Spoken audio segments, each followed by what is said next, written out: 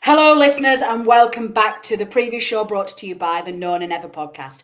It's the big one. It's the East Lancashire Derby. It's the one we've all been waiting for.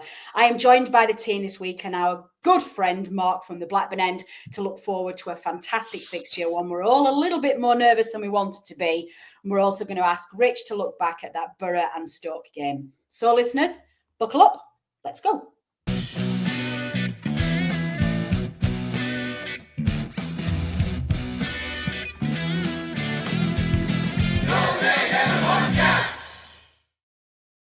Good evening, team. Well, I'm not going to forget my manners. I'm going to dive straight in to welcome our guests to the show. You know the other two are. We'll bring them in a minute. But we are welcomed by our good friend down the road, Mark from the Blackburn end. Mark, it's really great to have you back. How are you, sir? I'm very good, thank you. Very good. Little bit nervous, I'm not going to lie, but I am very good. Same. Yeah, it's a really funny derby is the East Lancashire Derby because I can't imagine life without it. But whenever it comes to it, I despise it and just feel sick with nerves. But let's not worry about that. It's a great one. Why would you not want your rivals to be with you? That's what you want. Exactly. You always want to be a little bit better than them, but you always want to have your rivals. This is the games that we look forward to. Dave, how are you? Welcome back. Yes, thank you very much. Happy New Year to all the listeners and viewers. No, indeed. He's so polite. He's got his manners. Georgie boy, welcome, Skyver. Yeah. Been a while. Good evening. Yeah, good. It's been a couple of months since I've been on, hasn't it? So Happy New Year to all three of you and also to the listeners and the viewers. So looking forward to speaking about what is the biggest game of the season and especially given the league positions of both sides at the moment. Biggest game of the season. It's the biggest game in football. I see they've put you back in the broom cupboard again, George. A little potter there under the broom cupboard. Yeah, cozy. That's the word. Cozy. Well, listeners, we're going to start this week's podcast with a little bit of a recap before we get into the derby. Because, of course, we've had 2 games since we last spoke to you. The fixtures come thick and fast over the festive period. We've had a trip to Borough and we've been at home to Stoke. 2 draws. A bit of a return to the handbrake on football that we've been all too used to seeing from Scott Parker this season. We asked our good friend and regular analyst, Rich Steele, to jump in to give us his thoughts following those 2 fixtures. Take it away, Rich.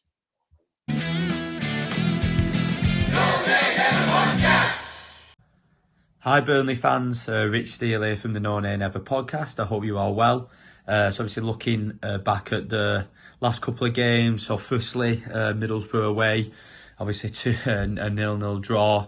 I thought it was a good away performance, if not spectacular. Again, I thought we looked pretty solid and compact. Not a bad point away from home, but a little bit disappointed as well not to get all 3 points.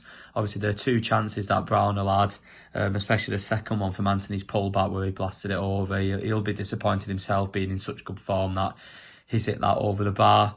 But again, not a bad point. But then moving ahead to the home game against Stoke, where it's another, one of those frustrating games that we've seen against, the likes of Derby, QPR, Preston, where we've not been able to break them, teams down. And, it's frustrating because you can put in good performances against, the better side or by what the table shows, the better sides like Sheffield United, Borough and Watford. And then, at home to Stoke, just another real lacklustre performance, really, in my opinion, not showing enough energy, not showing enough intent, from minute 1 to really go ahead and, and win the game. Again, a lot of possession, but they don't really look like breaking Stoke down for large parts. And this time I thought we looked a little bit more shaky, and not shaky in defence, but a bit more like sloppy, a little bit more open. And on another day, we could have easily lost that game, even Gallagher's header at the end. Obviously, probably should have won it with Laurent. Should have scored that. So yeah, another one of those frustrating games. Obviously, the incident with Hannibal is disappointed. Hannibal's somebody who I backed. To other Burnley fans and on our podcast, I think there's a player in there, but you've seen he's gone over the edge. I think we've got 2 young players there in Koleosha and Hannibal. Who in Koleosha we've got a young lad who's come back from a really serious injury. He's not playing well. In my opinion, the effort's there, but it's not happening for him. And then you've got Hannibal, who is getting better, but he's dividing the fan base. And again, he's made a really, really rash mistake. But I think we've got to remember that, the 2 young lads who are in their early 20s, for people who's watching who's a little bit older like me, like I said, I'm 31 now, and I look back to my early 20s when I played football, when I made a lot of mistakes, silly decisions, got sent off, a couple of times. And I hope as a fan base we really get behind these two players, because the two players who have got ability, and like I said, with Koleosha, it's not quite happening for him, and with Hannibal, I hope it doesn't become a little bit of a witch hunt against him. But it's obviously disappointing, because Hannibal, who I thought somebody who could be effective in the derby, is obviously going to be suspended. I feel that team we've been putting out with Hannibal on the left, Laurent, Brownell and Cullen in midfield has largely been working. And obviously we're going to now have to change that. But yeah, it's going to be an interesting derby. Obviously there's a lot of noise from them down the road on Twitter. They've sold out in their opinion, and I think they fancy themselves. So we've got to go. I hope we impose ourselves. I know we'll be solid. I think we show that at Sheffield United. We're not a team who can be bullied now. And fingers crossed, like Sheffield United, we do find those moments, and and are able to, be a threat on Blackburn's goal. But, I'm looking forward, a little bit nervous as probably we all are, but I'm looking forward to it. I think it will be a really, really good atmosphere.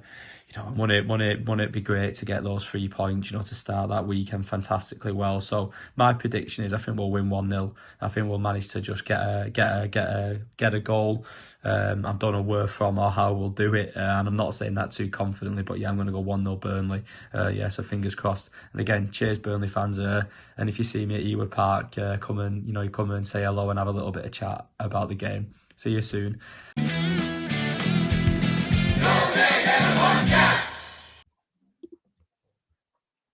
Okay, interesting times. Very quick one to you, Mark, before we get going. The amount of draws that Burnley are doing this season, filling you with any sort of positivity against Sunday? I think the fact that we are also scoring very little, I wouldn't say it's positivity. I think it just means it's going to be a very tight game. So I don't feel that I'm going to regret saying this. I know I am. I don't feel it's as one-sided as it has been over the past few games. No, I think definitely not. Yeah. Definitely not. And to be honest, it was showing signs of that at the home fixture anyway, although the timing of that was rotten from our perspective, because it literally came. We had half of our squad playing who'd literally met each other 24 hours previously, some who met that morning, so that wasn't an ideal preparation. I almost wish that we could have played during the first couple of games of the season, because that would have been fun. But yeah, it's very, very, very equal. Okay, gosh, I'm choking already. This is what the East Lancashire Derby does to me. It's turning me into my grave. Dave, we know the drill by now, please. We're going to start off section 1 of this preview show with a couple of stats from you before we speak to our good host. Our good friend, sorry, not a host, our good guest. I'm the host. Hello, I am your host, Natalie Bromley.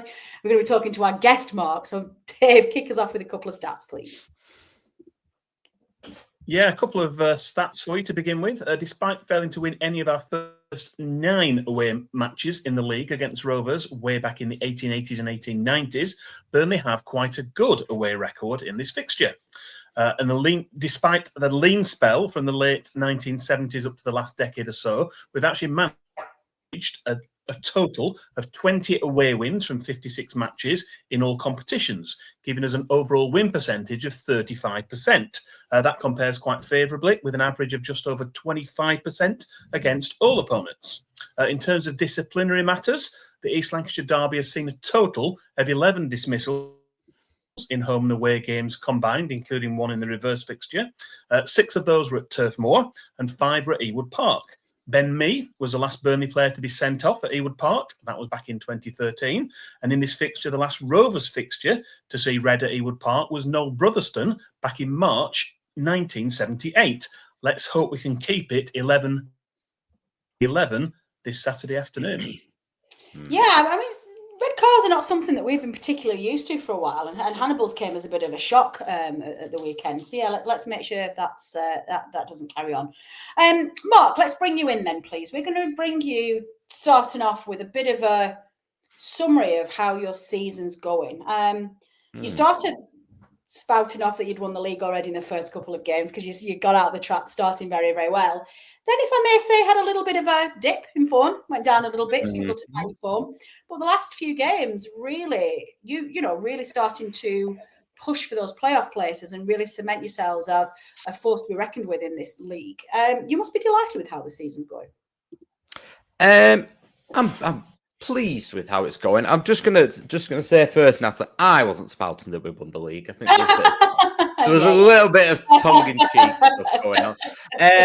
But yeah, no, I think going into the season, obviously pundits tipped us that we were going to go down, and that was mainly because we stayed up on the last game of the season. We lost Sammy Smodics, who'd scored 400 goals for us last year.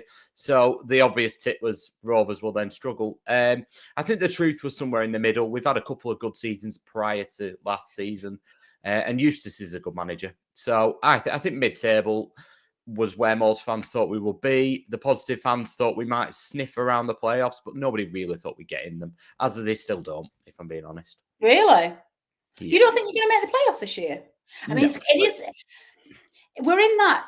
We were talking about this before, George, weren't we? We're in this little routine at the moment where there seems to be one really tough season and one really easier season. And I think last season the Championship was brutal. I think that's one of the reasons why we know we have to get out of it this year, because next year the 3 promoted sides are probably going to come back down again, and it's just getting harder and harder. And I think that might be one of the reasons why you struggled last year. But George, I think we've talked about this before. Do you think Mark's been unfair there to think they don't think they're going to get in the playoffs? I think you make a good point, Natalie, in that it's definitely a weaker Championship than maybe last season. But at the same time, I mean, with all due respect, obviously, to Mark and to Rovers, their squad is punching well above its weight, and we all agree. Nicely, Mark's no. Let me be nice, because John Eustace is a fantastic manager, and I think really is the fruits of that. And we've had the same thing with us in the past, where Dyche took a poor Burnley side, higher than it should ever have been, and I think that's where Blackburn find themselves at the moment. I have the same opinion of Sunderland and Blackburn, in that I think when it comes towards the end of the season, after say 40 games, the sort of weakness of the squad overall might tell in the table. I think Sunderland will drop off a bit, and Blackburn will drop off, but they've got every chance of sneaking in the playoffs into that 6th or 5th place, because, as we say, it is a weak division, and as long as you've got a solid team and you set up well under a good manager, you've got all the chance in the world of getting a bit of momentum and sneaking in. So I wouldn't rule it out. I really wouldn't. Yeah, I mean, I don't know if you think that's fair, Mark, from a squad depth perspective, but I'm just looking at the table now. There's definitely a gap from the top 4 downwards. There's 7 points between Sunderland. So you've basically got 2 spots left. And if you look at the 4 sides that are in at the moment, you've only got 2 slots between Middlesbrough, West Brom, Blackburn and Watford. Yeah, that is a tough. There's half a season to go yet, though. Absolutely, and to be fair, just to pick up on George's point there, Sunderland came to Ewood and they were possibly the best side I've seen at Ewood all season. They were impressive, particularly in the second half. But we played really well. Yeah, we played really well, though. We dominated the first half, and then at half time they put 2 wingers high and wide, which is what we do not want to do, because we like to defend within the box. And they sat, Dan Neil, I think it was, just sat on Todd Cantwell. I think our problem is like George had said, it's squad depth. We are lacking goals. We've no pace in the forward lines. We've got Amaria Kozi-Jubri, who's on loan, and he's got a bit of pace, but he's a young boy. There's a reason he's not starting every week. We've got Yukio Hashi, who started off really well, but he came from Japan.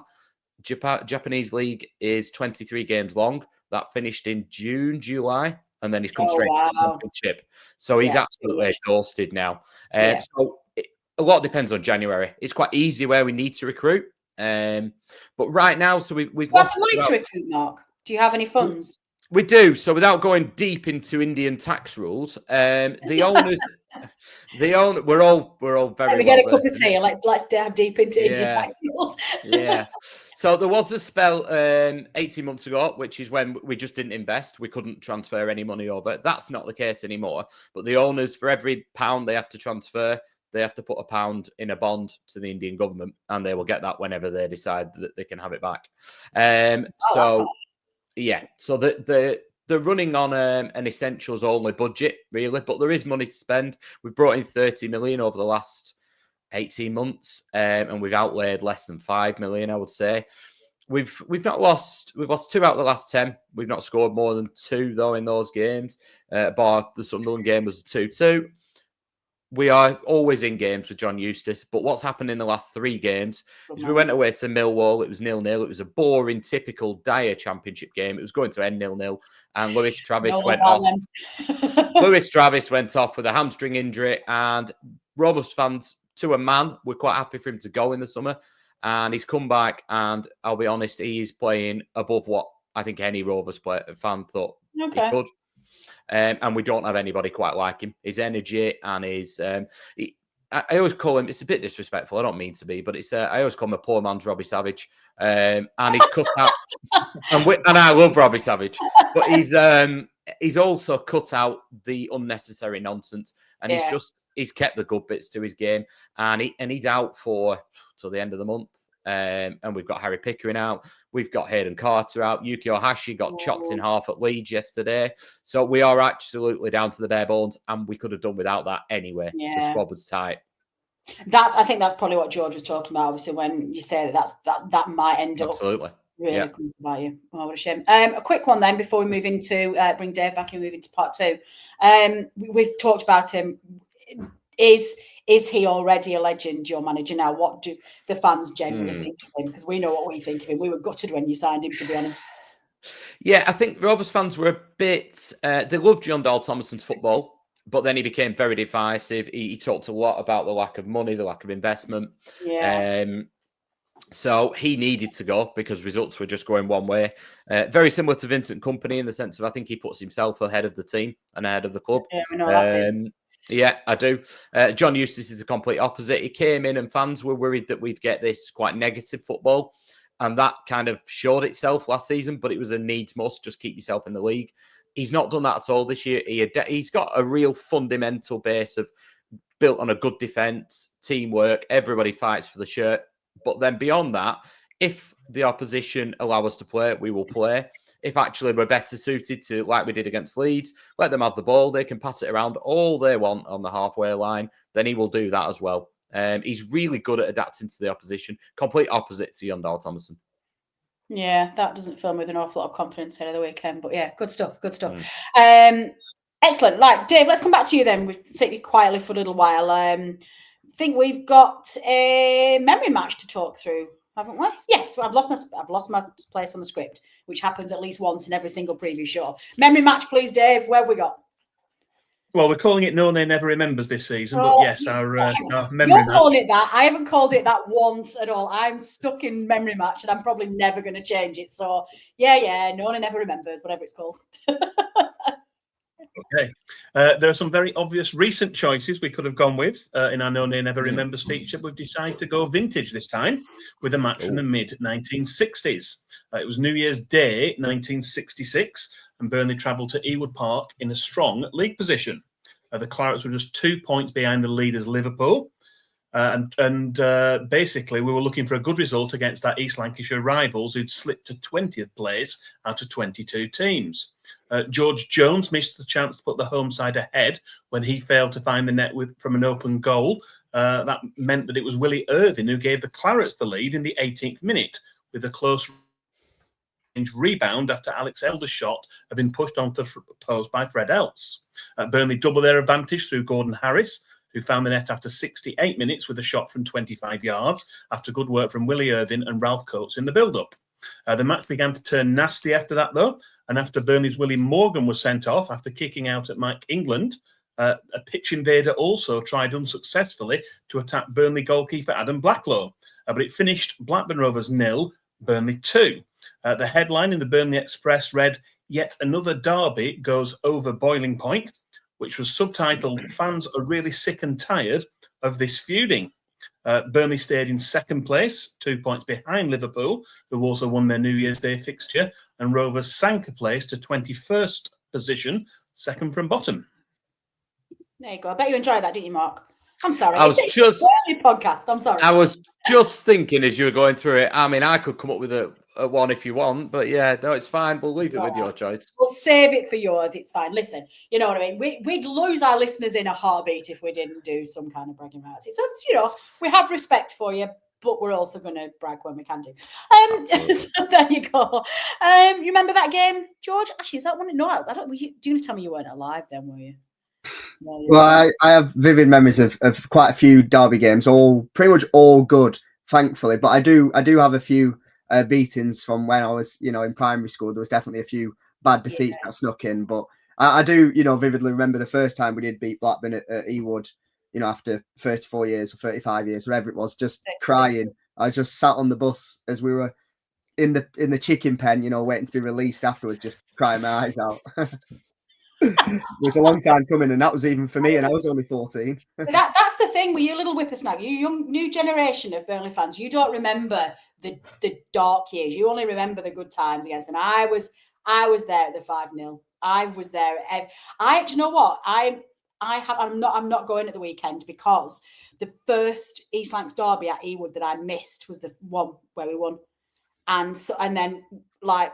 We've not lost ever since, so I can't go because now I'm quite deterred. I'm quite sure that it's my fate that I will never see us win live at Ewood, and that's okay. If that's the cost, then that's the cost. Yeah, it's funny you say that, Natalie, because I remember when I was a kid, like all the kids were born at Blackburn, in my generation, because Burnley Hospital weren't delivering babies, and so because of that, you were not born at Edith Watson's maternity unit. No, I was born in Blackburn. So all the kids supported Blackburn in my generation, and not only that, but obviously Blackburn were the far superior team, so everybody supported Blackburn. So my childhood, it was horrible, just Blackburn fans everywhere. I was the only one in primary school supported Burnley, etc. Nowadays, mind if I can remove you from the studio from saying I like George. I don't like George. I don't like George. He comes in. He takes a leave of absence for about 3 months, and Sky's done nothing for the podcast and comes on and calls you like the superior side. I said they were, but nowadays it's flipped, hasn't it? Where kids nowadays, if you're a Blackburn fan, you keep your head low in school. So it's crazy how things toss and turn.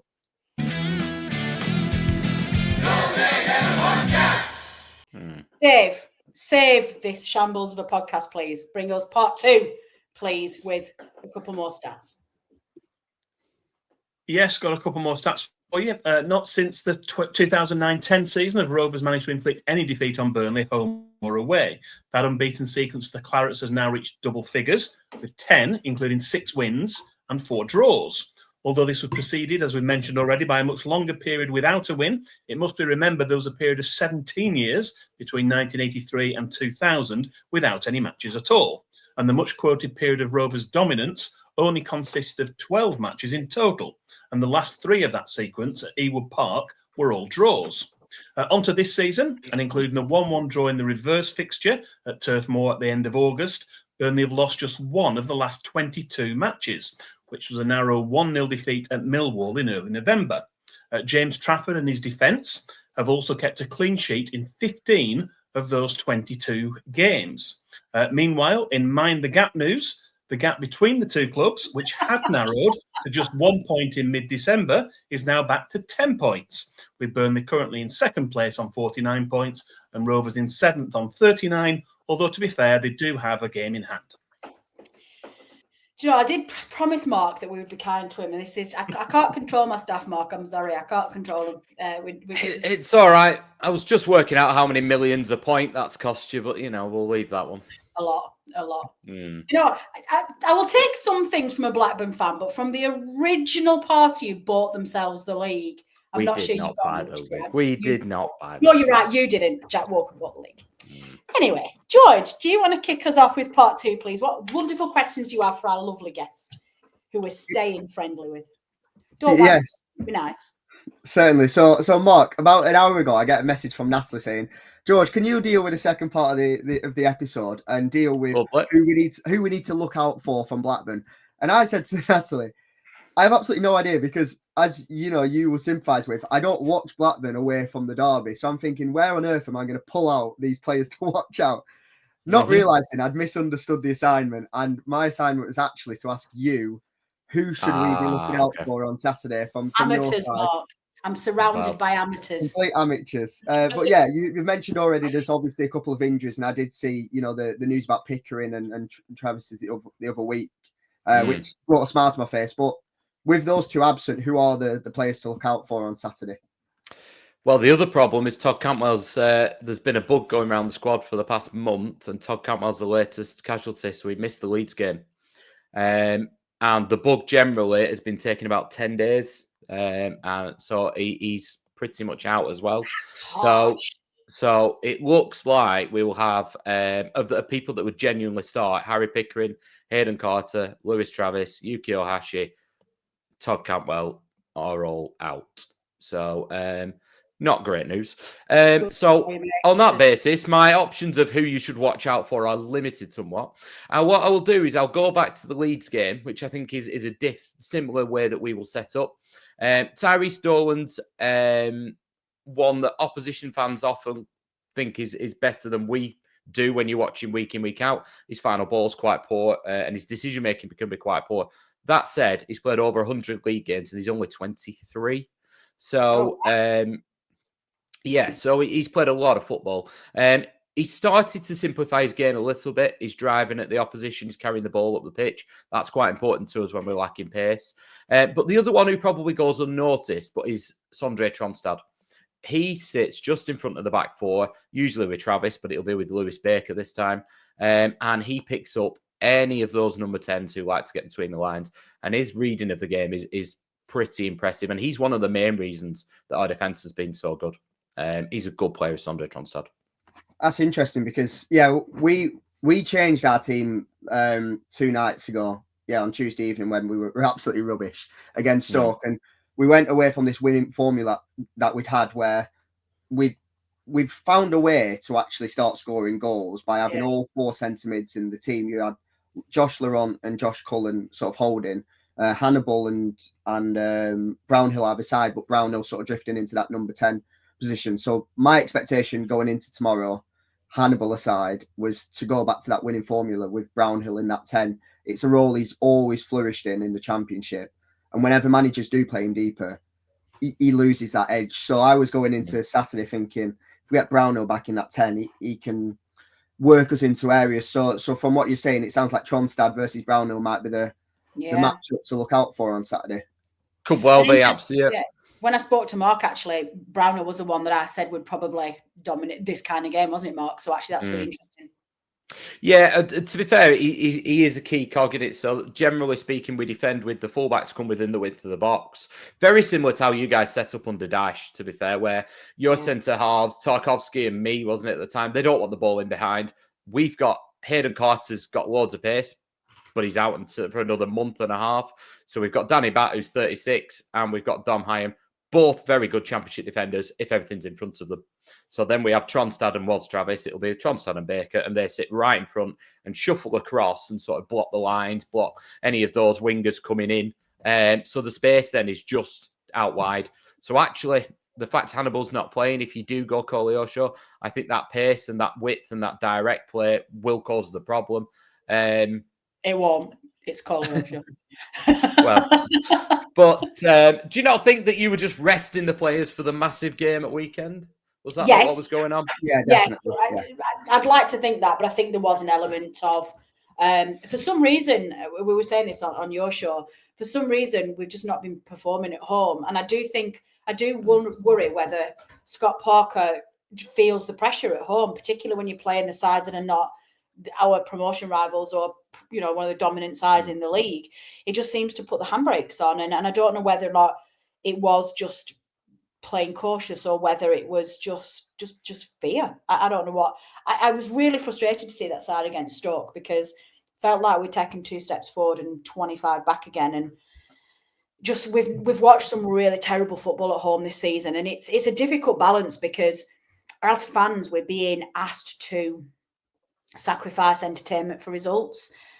And actually, most fans will probably accept that. But it's very different giving up entertainment to try and stay 17th in the Premier League than trying to get out of the Championship when you're supposed to be one of the stronger sides in the league. I think that's a harder sell to fans because actually when you've got the resources that we've got and you've just come down from a decade in the Premier League, or apart from a couple of seasons, you should be able to deliver both in a very poor Championship side. So, yeah, I think the Stoke game left us all, George, didn't it? Just frustrated beyond words. Yeah, it did, but I do think you're being a bit harsh. I mean, we were all sat there. We were all sat there, whatever it was, 6:45, going, really glad he's actually rested players ahead of Saturday because, you know, that is true. That is true. we're all Do you know sat what? there smug thinking, yeah, good idea. You know, we'll just sneak past Stoke and then play them on Saturday. And then obviously you get the flip side of when we do end up playing poorly because these players aren't as good. They haven't played together for about a month. You know, then we criticise. So I do think you're being a bit harsh. No, it is true.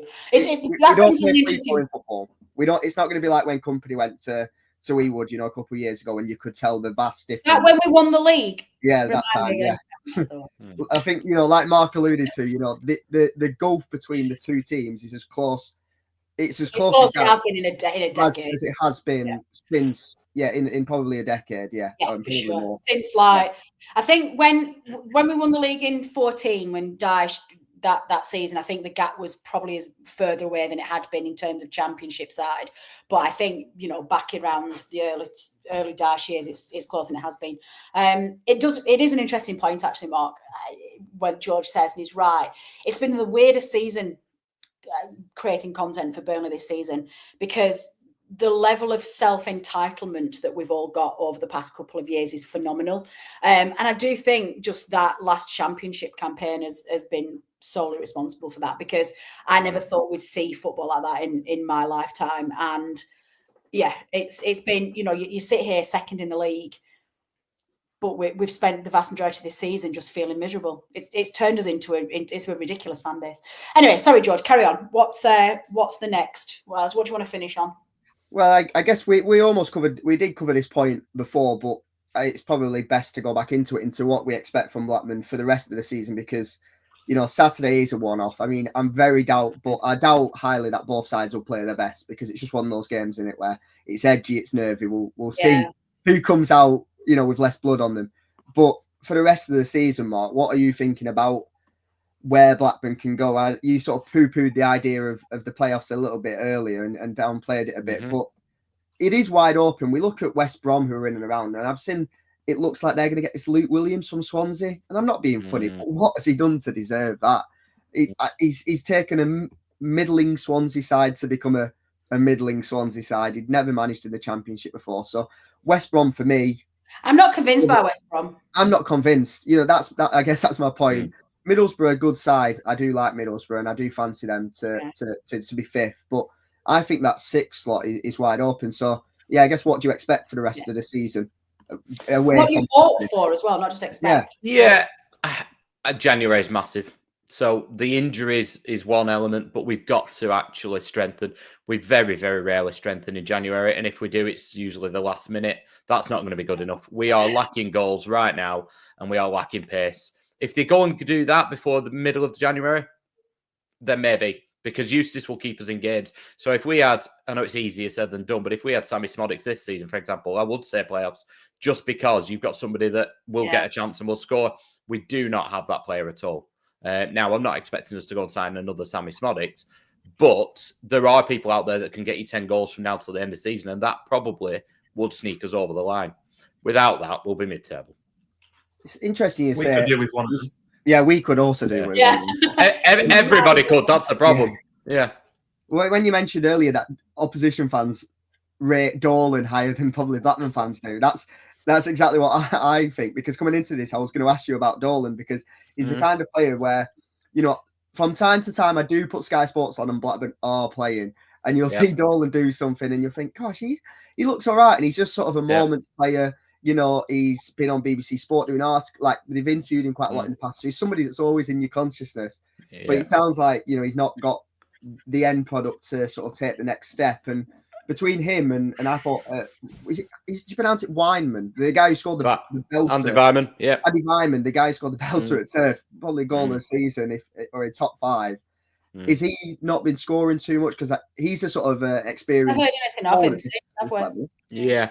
To be fair, I mean, Dolan's he genuinely is an absolutely lovely boy. He's somebody you want at your club, and he's only young, so it's a little bit harsh on him.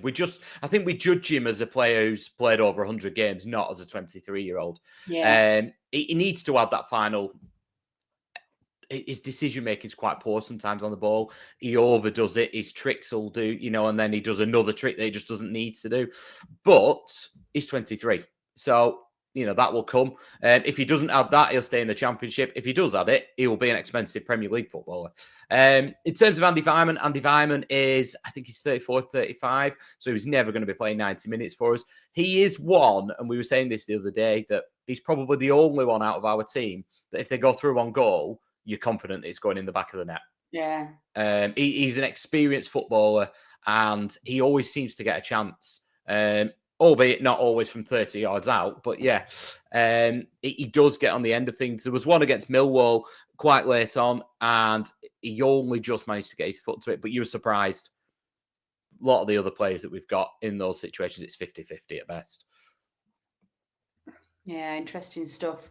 Lovely. Right, I think we better move on. I promised young Mark that I would only keep him for 30 minutes, but I've been enjoying this chat immensely, and we've gone over. So let's wrap this up. Quick results overview, please, Dave. Back to you. And can you also give us the referee details as well? Oh, well, seeing as George is on, George can do the referee. I hadn't realised that George was recording with us, but I'll give you this. Has he got the script? Oh, right. Okay. I'll do that then. In terms of the summary, we mentioned already Burnley have managed to accumulate 20 away wins in this fixture, but our overall away record against Rovers currently stands at played 56, won 20, drawn 10, and lost 26. We've scored 92 goals and conceded 114. So that's quite a few goals going around. I'm not sure there'll be quite as many going in on Saturday. I may well be surprised. But in terms of the referee details, which you asked for as well, Andrew Kitchen of Stanley in Durham will take charge of his third Burnley match of the season on Saturday. It's also his third Burnley match overall. The other two games were both at Turf Moor, and they were both draws. They were the 0-0 draw against QPR in October and the 1-1 draw against Middlesbrough towards the start of last month. Thankfully, he's tended to keep his cards in his pocket, showing just one yellow card to one Burnley player and one to an opposition player to date. However, as we know, East Lancashire derbies can be rather feisty affairs. So he'll need to be at his best to try and be a calming influence at a packed and noisy Ewood Park this weekend. Indeed. Okay. Those of you who don't already subscribe, I need to find it because I've lost it. Oh, listeners, I'm so unprepared today. There we are. Statman Dave. Youngster Dave puts a phenomenal amount of work into this podcast for his stats show. If you don't already, do check out his stats page. For those of you watching this through our YouTube channel, details are on the screen. Dave, for those subscribing to the podcast channel, where do they find your stats page, please? Well, the easiest way is the short link I've set up, which is bit.ly/Burnley Stats QL. That's all in uppercase, Burnley Stats QL. QL standing for quick links, as regular listeners will already know. As regular listeners already know, and as I always comment, the specificity of Statman is unbelievable. Right, let's wrap up then. I'm going to go to each of you, starting with our guest, because he is our guest. Mark, give us a score prediction, please, on Saturday. And you are allowed to be biased against your own side. Do not worry about that. Well, I'm very pleased to hear that the referee isn't that card happy, because that's going to be a massive thing for us. We will want this to be a physical game. We'll want it to be very much a blood and thunder game, and we will want it to be a close encounter. So keeping 11 men on the pitch is quite important for us. I'm going to go 1-1. Oh, that's interesting. Love it. I love it. George? Yeah, I mean, I think we'd probably all take, well, the Burnley fans on here would take 1-1 because we keep that unbeaten streak going. It's the only thing that matters to me is it'll be 15 years come March since they last beat us. So only another, 30 to go. I think for me, it'll probably be 2-0 Burnley, just because, as we've mentioned, Natalie, we do struggle at home, and we have struggled at home. But away from home, we're set up very well. We're set up well to allow teams to have a go at us and soak up the pressure without much fuss, and then go up the end and nab a goal or two. So I do think it'll be 1 or 2-0 to Burnley. Mark mentioned earlier the problems Blackburn have had scoring. Well, we've not scored more than 2 in any game with this squad all season. So I highly doubt there'll be many goals on Saturday. But as long as they go in our favour, I'll be a happy chap. Oh, I like it. Some sensible things here, Dave. Score prediction from you. Don't say a draw. I'm going to ban you from saying a draw. I'm just struggling to see where the goals are coming from. I think it might be tight. I think there might be one goal might win it, but I have a sneaking feeling it might be a 0-0. That's honestly, I can't tell you my surprise that's what you think. What do I'm going to stay consistent on all of the previous shows I've done this week. I have felt that I don't think we'll keep a clean sheet just because I think the derby atmosphere and a home advantage will see them score. I'm going to go for 2-1 to the Clarets. Listeners, you know the drill by now. If you're watching this on our YouTube channel, put a note in the comments of what you think our score will be. While you're there, hit that subscribe button, please, and turn on notifications so you do not miss another episode. Those of you who are listening via our podcast, you can contact us on all the usual social media channels. Just search for None and Ever, and you can contact us there. Mark, it's been an absolute pleasure having you on the show again. You're now firmly within the None and Ever family. How does that make you feel? Good? I don't know if I want to accept that invitation, but yeah. And nor should you, sir. Nor should you. But no, seriously, it has been an absolute pleasure. We always love talking to you here on the show, and hopefully we will repeat this process next year with two of us in the Premier League. That would be fantastic. Can you sign off by letting our listeners know how they can get in touch with you? Because believe it or not, there are listeners out there who do enjoy listening to Rovers content as well, particularly in a previous show. How do our listeners get hold of you? Of course they want to listen to Rovers content. And if we play you again next year, that will be a very, very happy season for me either way. If they go to all social media sites, but you're on YouTube as well, the Blackburn End podcast. Excellent stuff. Dave, I don't think we've got anything else, have we? No community news or anything else that we need to talk through? No, that was it for this week. Oh, George has something. Of course he does. Go on. No, I saw it on social media earlier, so I thought it'd be good to flag it.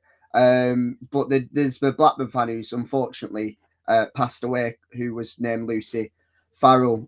She had cancer. She passed away. She was only 42. So there's going to be a round of applause on the 42nd minute of the match on Saturday. So I've seen, lots of Burnley and Blackburn fans sharing it. So hopefully it'll be nice between both ends to honour her memory. Definitely an absolute avid Rovers fan and taken far, far, far too young by a stupid, horrible disease that needs to be gone. So yes, please do, listeners, if you are at the game the weekend, do pay your respects. That would be very much appreciated from everybody. Listeners, that is all we have time for. Thanks to our wonderful guest, Mark from the Blackburn End, to George and Statman Dave for contributing here. We will be back next week. We will keep you posted as to when the analysis show will be back on, and we don't have a game next week, do we, Dave? So we'll be back in 2 weeks for the preview show, I think. We've got an FA Cup game, haven't we? We're not doing a preview show for We're playing in the FA Cup, aren't we? Do you want to do a preview show for Reading away? I didn't say we were doing a preview. I said there's an FA Cup game. Good. No, we're not doing a preview show for Reading, listeners, but we might do something on socials for the cup game. Be a nice little, nice little rest from the league. But we will be back with an analysis show, looking back on that derby, unless we've been beaten comprehensively, in which case we might all sulk and not do any content. But we'll see where we are. As I said before, do hit subscribe, like, share the show far and wide, and we will be back before you know it. Thank you once again for tuning in. I've been Natalie Bromley. This has been the preview show brought to you by the None and Ever podcast. Until next time. The None and Ever podcast is brought to you in association with the talkSPORT Fan Network. Our host and editor is Natalie Bromley, and the show is produced by Matt Moss. Our resident statistician is Dave Roberts, and our FPL expert is Adam Dennett. The Analysis Show team is collectively Tom Whittaker, Rich Steele, George Poole, Charlotte Rigby and Adam Dennett. Our music is provided by George Gaskell, and our newsletter team is headed up by Jamie Smith. If you don't already, you can subscribe to our newsletter by visiting nonenever.substack.com. Thanks as ever go to our partners talkSPORT. We are proud to be associated with the talkSPORT Fan Network.